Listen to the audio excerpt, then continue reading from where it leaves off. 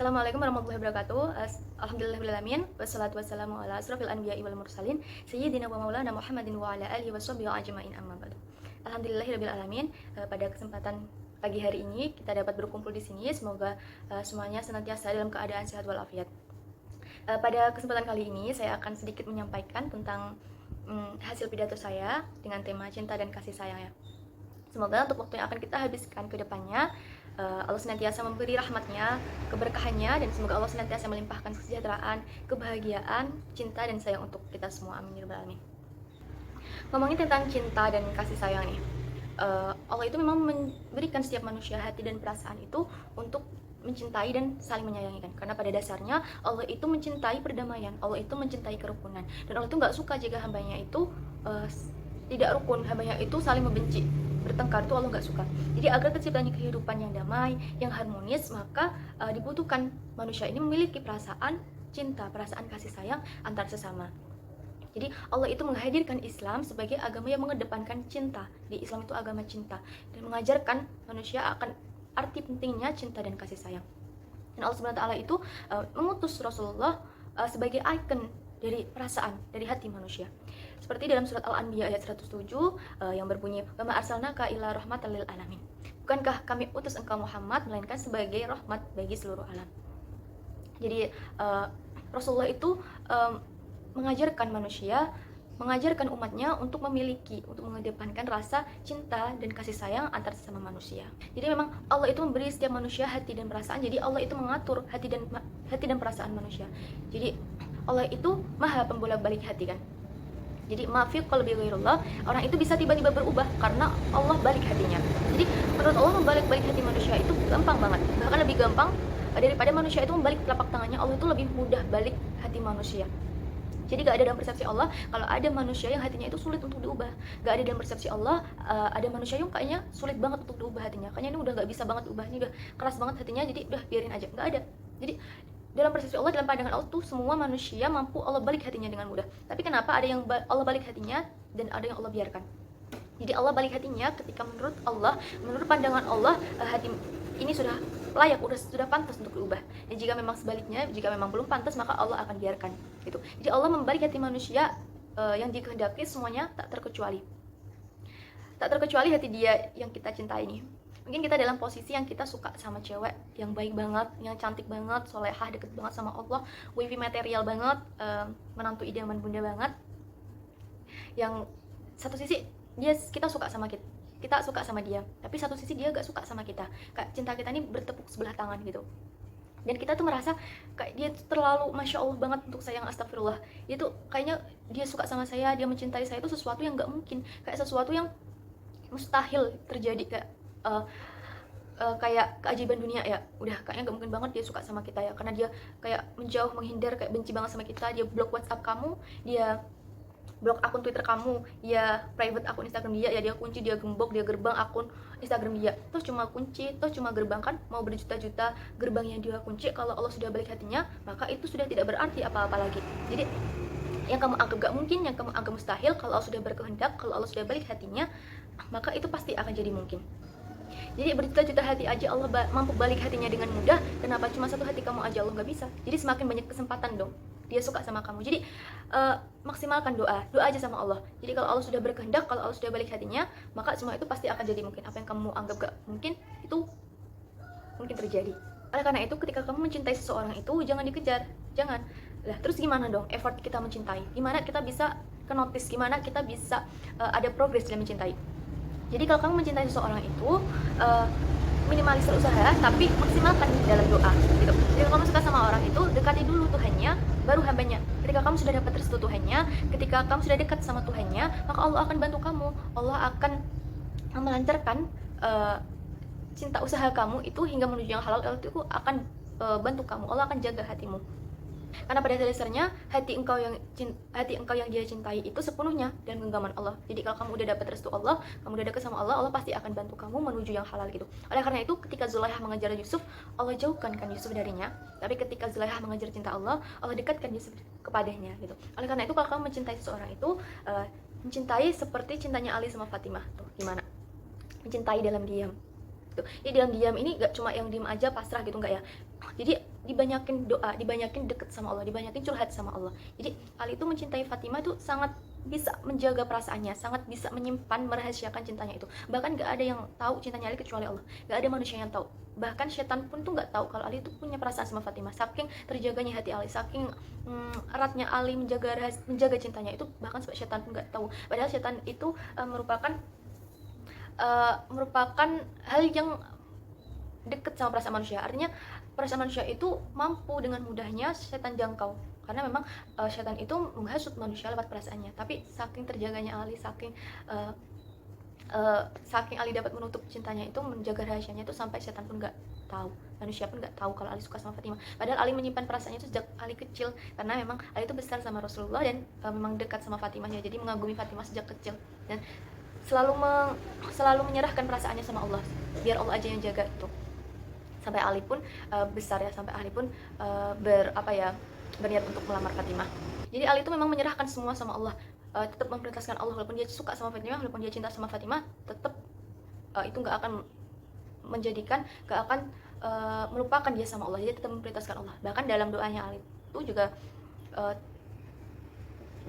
itu juga tetap memprioritaskan Allah gitu. Jadi doanya Ali itu, jika memang cinta yang belum waktunya ini menjadi penghalangku mencium surgamu, maka jagalah. Jadi Ali menyerahkan hatinya kepada Allah untuk dijaga aja sama Allah, untuk biar Allah aja yang urus, biar Allah aja yang mengatur gitu. Dan pada akhirnya pun Allah mudahkan kan perjalanan Ali dalam mencintai Fatimah itu, karena banyak banget rintangannya ya. Kayak banyak kan yang lamar Fatimah itu, kayak Abu Bakar As-Siddiq tuh, manusia keren apa coba kan ya. Abu Bakar As-Siddiq manusia yang sangat mulia, dermawan, hatinya sangat terjaga ya, perangainya indah ya, manusia yang deket banget sama Nabi, udah CS banget, udah temen erat banget ya, udah kemana-mana selalu bareng sama Nabi. Bahkan sebelum Nabi jadi Rasul pun Abu Bakar tuh udah deket sama Nabi. Manusia yang gak pernah melakukan dosa syirik sejak zaman jahiliyah tuh Abu Bakar. Dan manusia yang kaya raya di dunia dan kaya raya di akhirat tuh Abu Bakar As-Siddiq loh. Kayak kita tahu mungkin ada manusia yang miskin di dunia tapi di akhirnya kaya, atau sebaliknya ya. Tapi Abu Bakar As-Siddiq ini manusia yang di dunianya kaya raya dan di akhirat juga kaya raya. Bahkan saking kaya rayanya Abu Bakar di akhiratnya itu, ketika Jibril ingin mengukur surganya Abu Bakar itu udah 100 tahun mengukur, Jibril itu baru sampai pinggirannya doang tuh, belum sampai gerbangnya, belum sampai inti surganya, dalam surganya tuh. Udah selama itu Jibril mengitari ya. Padahal kita tahu bahwa kecepatan Jibril itu lebih cepat dari cahaya ya. Saking kaya rayanya, saking luasnya surganya Abu Bakar As-Siddiq itu, sampai Jibril pun selama itu baru sampai pinggir-pinggirannya doang. Dan manusia seperti Abu Bakar aja Rasul tolak lamarannya tuh. Dan Ali pikir Abu Bakar aja ditolak, apalagi saya gitu kan. Semakin gak percaya diri ya untuk melamar Fatimah, walaupun satu sisi dia juga senang kalau Abu Bakar ini ditolak gitu. Dan gak lama juga ada lagi datang lamar Fatimah, cowok keren Mekah nih, Umar bin Khattab ya, jawara Mekah, warga perkasa ya, manusia yang paling ditakuti itu Umar bin Khattab nih, datang lamar Fatimah. Ali pikir ini kayaknya nih diterima nih Umar bin Khattab, kan mungkin Rasulullah bukan cari menantu seperti Abu Bakar As-Siddiq, mungkin Rasulullah mencari menantu yang kayak Umar, yang kayak melindungi banget Fatimah, yang bisa menjaga Fatimah ya kan. Karena pasti Rasul kan aman banget kan, tenang banget ngasih anaknya ke Umar, karena pasti akan selalu dilindungi, pasti akan selalu jadi tameng Fatimah nih. Ali pikir mungkin diterima nih Umar itu, tapi ternyata Umar juga ditolak sama Nabi lamarannya tuh. Double gak percaya diri pun Ali kan.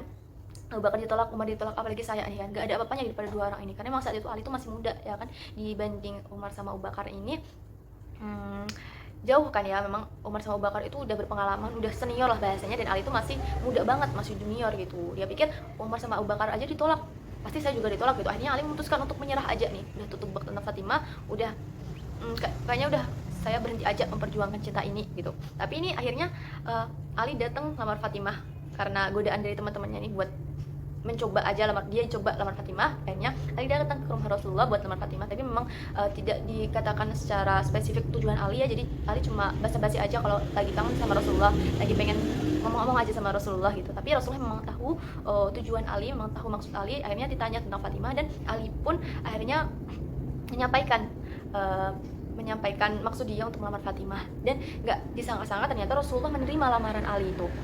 Yang Ali rasakannya gak mungkin, ternyata Rasulullah terima dengan cuma mahar satu baju besi aja. Karena memang saat itu Ali itu bukan pemuda yang kaya raya ya, bukan pemuda yang bergelimang harta, dan Ali itu pemuda yang sederhana. Bahkan dia cuma punya 3 harta aja untuk menjadi mahar, yaitu 1 pedang, 1 satu ekor unta dan satu baju besi. Kata Rasulullah, pedang ini nggak boleh karena Ali butuh untuk berperang, untanya juga nggak boleh karena Ali butuh untuk mengangkut air. Jadi Rasulullah terima mahar satu baju besi aja untuk putri tercintanya tuh. Jadi dari pelajaran Ali ini kita bisa mengambil contoh, mengambil pelajaran bahwa begitulah dahsyatnya doa, begitulah dahsyatnya jika kita menyerahkan hati kita kepada Allah. Karena Allah itu sebaik-baik pengatur, jadi Allah pasti tahu yang terbaik untuk hambanya itu.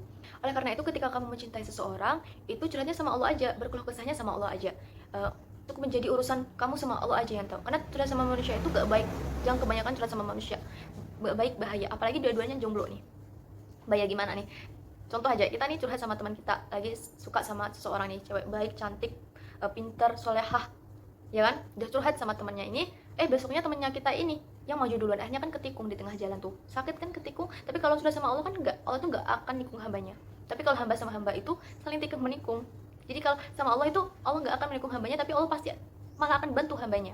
Allah pasti akan memberi solusi gitu untuk hambanya. Karena sama manusia itu nyebelin banget ya. Contohnya aja nih, kita curhat sama teman kita nih, baru aja curhat nih, teman kita ini udah kayak ogah-ogahan, udah kita diabaikan akhirnya kan. Ada lagi curhat sama teman kita nih, kita bilang ini rahasia kita berdua aja nih, jangan sampai ada yang tahu ya. Besoknya satu RT tahu tuh. Manusia tuh memang gak bisa menjaga rahasia, manusia tuh memang gak bisa diandelin gitu. Jadi kalau sudah sama Allah itu kan enggak, Allah itu pasti akan tetap menutaskan kamu, tetap mendengarkan kamu, walaupun selama apapun kamu curhat sama Allah, Allah itu tetap dengerin kamu, karena Allah itu as-sami, Allah itu paham mendengar. Jadi mau seberapa lama pun kamu curhat sama Allah, 24 jam, 48 jam, 1 minggu pun kamu curhat sama Allah, Allah itu bakal tetap dengerin kamu. Dan gak cuma didengerin aja, Allah tuh juga akan membantu kamu, memberi solusi kamu yang terbaik gitu. Karena Allah itu sebaik-baik tempat curhat ya, Allah itu sebaik-baik tempat berkeluh kesah itu Allah. Jadi kalau kamu mau curhat panjang kali lebar kali tinggi yang gak mau diabainya, pasti bakal dapat solusi yang terbaik tuh ya curhat sama Allah. Jadi semua yang terjadi dalam hidup kamu, entah masalah apapun ya, maupun percintaan pun, curhatnya sama Allah. Karena cinta itu nggak salah ya, cinta itu memang sesuatu yang dikodratkan kepada manusia, yang diberikan Allah untuk manusia.